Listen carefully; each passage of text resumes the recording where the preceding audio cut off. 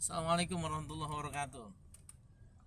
Sahabat, sore ini di perjalanan menuju rumah dari kampus, saya menyapa saudara-saudara. Kita ingin melanjutkan topik fungsi teori hukum dalam penelitian hukum. Dan contoh judul yang kemarin kita diskusikan adalah pengaruh politik hukum penanganan COVID-19 terhadap penyusunan APBD Provinsi Sumatera Barat 2022. Dari judul itu kita sudah tentukan dua variabel, yaitu politik hukum penanganan COVID dan variabel yang kedua penyusunan Perda APBD Sumatera Barat. Lalu kemudian dua variabel itu di breakdown menjadi beberapa konsep, masing-masing mempunyai konsep yang juga sudah kita diskusikan di video sebelumnya. Sekarang dari topik itu kita kemudian dari judul itu kita kemudian mencoba memilih, merumuskan teori-teori yang digunakan. Tentu saja ketika berkaitan dengan variabel politik hukum, pengaruhnya terhadap penyusunan peraturan daerah APBD, maka teori yang dipilih adalah teori negara hukum. Nah, teori negara hukum bicara tentang negara hukum tentu banyak sekali pandangan filsuf, pakar hukum, pengajar-pengajar hukum yang berargumentasi menyampaikan pandangan tentang konsep negara hukum. Karenanya kemudian kita bisa merujuk ke pandangan Socrates dan Plato ketika menyebutkan bahwa negara hukum itu adalah ketika negara disusun, diatur berdasarkan konsep keadilan. Siapa kemudian yang menjadi penguasanya adalah seorang yang mempunyai dua fungsi. Dia menjadi raja sekaligus menjadi filsuf. Nah, filsuf yang menjadi pemimpin itulah kemudian dia akan mengatur warga-warga negara yang diantaranya pemikir, kemudian birokrat, lalu tentara, kemudian juga kaum pedagang. Itu kira-kira konsep negara hukum di pemikiran Yunani. Lalu di banyak pandangan, negara hukum juga banyak dikupas.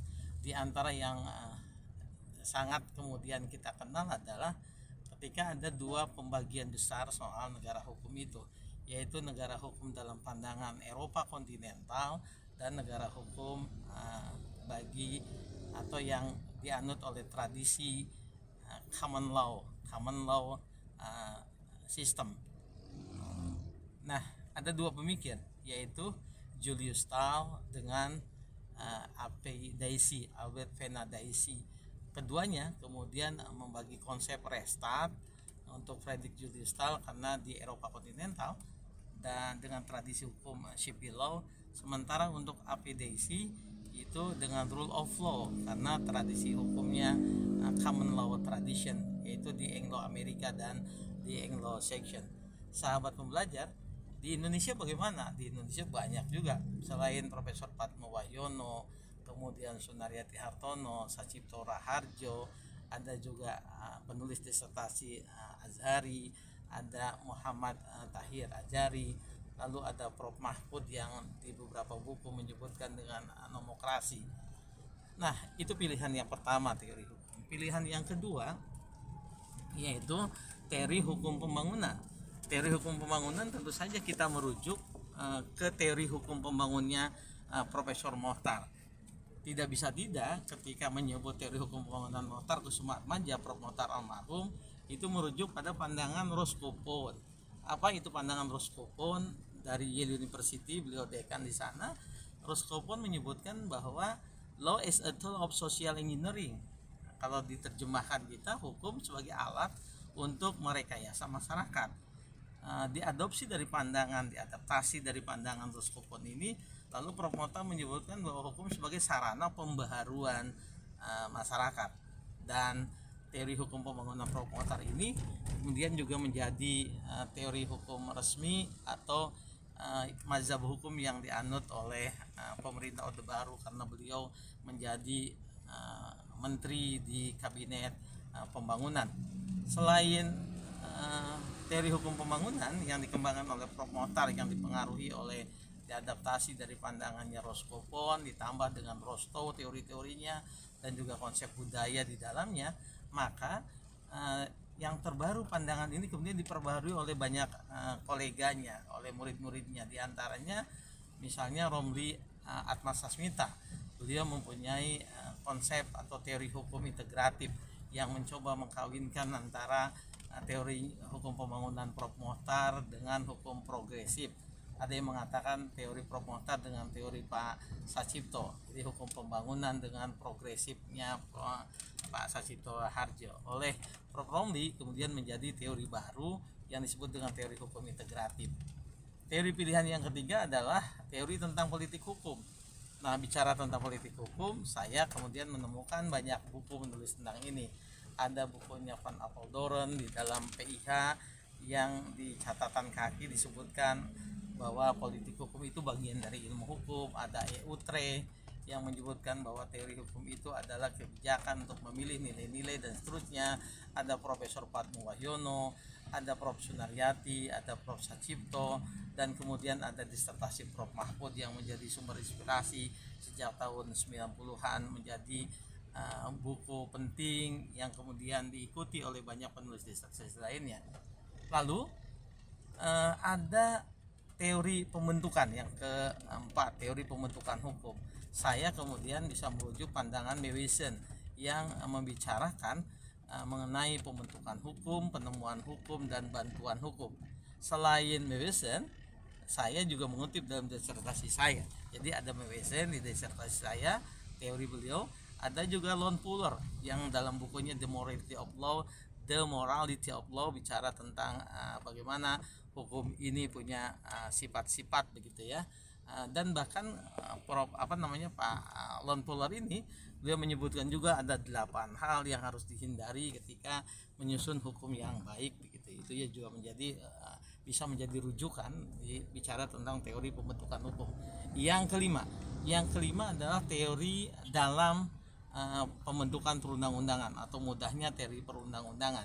Saya bisa menyebut nama-nama Hans Kelsen dengan Stupenbaudes teorinya, Hans Naujaski yang melanjutkan pandangannya Grundnorm dari dari Hans Kelsen gurunya, kemudian ada Van der Vlies, ada Hamid At-Tamimi, ada Maria Farida, hingga kemudian Prof. Yuliandri serta Prof. Eni Nurbaningsi, Prof. Yuliandri dari Universitas Andalas yang menulis disertasi tentang pembentukan undang-undang, dan kemudian juga Prof. Eni di peraturan daerah, serta juga banyak pakar hukum tata negara lainnya.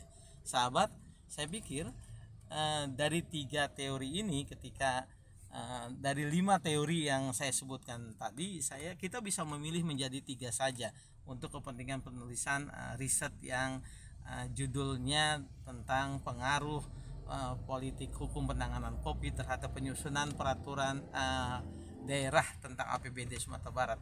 Dari 5 itu, teori negara hukum, teori hukum pembangunan, teori tentang politik hukum, teori tentang pembentukan hukum, dan teori perundang-undangan, maka saya bisa merekomendasikan yang kita pilih itu ya teori hukum pembangunan Prof. Mokhtar, kemudian teori pembentukan peraturan perundang-undangan menjadi apply teorinya, dan yang kedua tentu saja middle range teorinya, teori pembentukan hukum atau politik hukum, salah satu dari itu, supaya mudah kita bisa membagi menjadi green teori, middle range teori, dan apply teori. Saya pikir itu mudah-mudahan di kesempatan berikutnya, di video selanjutnya yang paling tidak itu video terakhir nanti, kita akan mencoba mengupas beberapa teori yang sering digunakan oleh para penulis tesis di lingkungan Universitas Eka Sakti. Sampai bertemu di video berikutnya.